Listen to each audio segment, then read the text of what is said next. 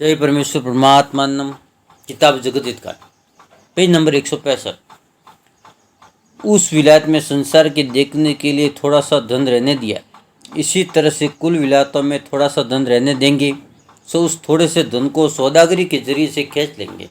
गरज की जब कुल विलायतों का धन अपने कब्जे में कर लेंगे, जब अपना राज करेंगे। और अलावा इसकी ये बात भी ख्याल करने के लायक है कि कुल जहान में यह बात मशहूर है कि ये बनी अपने राक्षसी पाप से कुल विलायतों का माल व मत्ता कि जो असली उसको खींच लेते हैं और रेक विलायत में थोड़ा थोड़ा रहने देते हैं। सो ये बात भी दुनिया में मशहूर है कि जिस कदर धन हिंदुस्तान में दूसरी विलायत में असली है वो सब लोगों के खर्च के वास्ते हैं, परंतु इन सौदागर ने अपनी अक्लमंदी से संसार में जाहिर कर रखा है कि एक हिस्से का धन तो कुल संसार के लोगों के वास्ते है और 12 हिस्सा का धन जमीन के अंदर गड़ा है। परंतु कुल धन मिल के 13 हिस्सा था, परंतु ये 13 हिस्सा धन को 13 तुम्बा भी कहते हैं।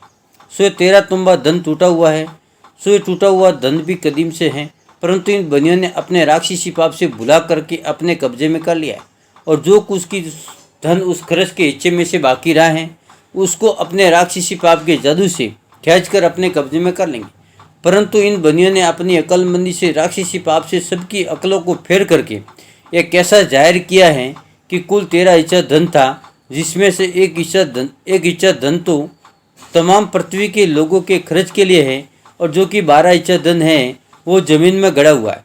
सो मेरे भाइयों, इन बनियों ने अपने राक्षसी पाप से अकल फेर के भुला रखा है कि कुल 13 हिस्सा धन था, जिसमें से यही एक हिस्सा धन जाहिर किया और 12 हिस्सा धन अलोप जमीन के अंदर रखा है।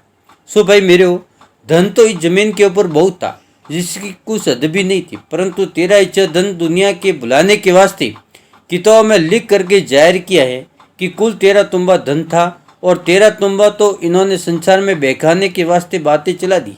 असल में 13 हिस्सा धन है, सो 12 हिस्सा तो इन दुनिया के पास ही अलोप है और एक हिस्सा जो दुनिया में है वो एक नाम के वास्ते है, नहीं तो वो 13वां हिस्सा भी इनके पास है।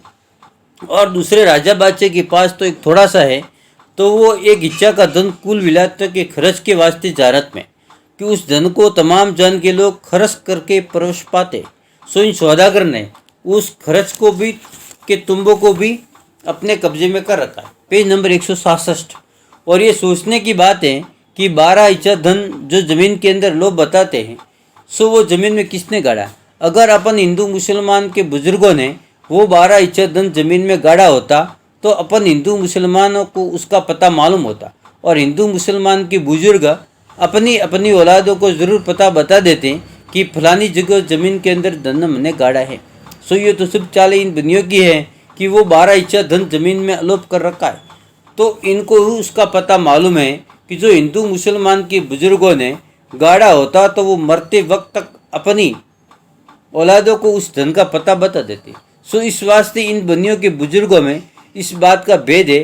सो जैसे वो मरते जाते हैं तो अपनी औलादों के भेद और पता धन का बताते जाते, परंतु अपना राक्षसी पाप जाहिर न होने देने की वजह से इन बनियों ने खर्च के हिस्से के अंदर से किसी कदर धन हरेक विलायत के अंदर खर्च के वास्ते जोड़ दिया है और बाकी 12 हिस्सा धन जो 12 हिस्सा धन को अपने कब्जे में कर लिया है। इससे मेरा लिखना यह है कि जितनी बातें दुनिया में जाल की हो रही है ये सबब बनियों की राक्षसी पाप का है, क्योंकि संसार के लोगों की अक्ल इन सौदागर ने अपने राक्षसी पाप से खराब कर दी है, जिससे बनियों के जाल की पहचान नहीं कर सकते, बल्कि भूले हुए और बहके हुए हैं और ख्याल में नहीं लाते हैं कि जमीन के ऊपर तो इस कदर धन था जिसका कुछ अंदाज भी नहीं हो सकता था और सोने चांदी का ठाट और पाट था। सो वो धन कहा गया। सो इतना तो कोई भी शब्द ख्याल नहीं करते हैं। सो ये भी किताबों से साफ साफ साबित होता है कि सोने का ठाट और पाट था और अब नहीं है, जिसकी वजह यह है कि इन बनियों ने अपने राक्षसी पाप से लोगों की अक्ल खैबरा खराब करके कुल माल और मत्ता संसार का अपने कब्जे में कर लिया है। और जो कि धन थोड़ा सा टूटा हुआ संसार के खर्च के लिए राक्षसी पाप जाहिर न होने के शुभ से छोड़ रखा है, उसको होले होले आप उसमें संसार के लोगों को लड़ा के ले लेंगे और सबको निधन कर देंगे। और दूसरी विलायत के लोगों को ये बनिए बलराजे के बाद से लाने लगे हैं। अव्वल तो मक्का वालों को लाए और मक्का वालों के हाथों से इन बनियों ने खुद लड़ा रहकर हिंदुस्तान के आदमी को मरवाया परंतु ख्याल मक्का वालों ने भी नहीं किया कि हिंदुस्तान में हिंदू मुसलमान इन बंदियों का इस कदर लाड रखते हैं और इन लोगों को हमारे हाथों से क्यों मरवाते हैं। सो इसकी वजह तो इन बंदियों से दरियापत करें।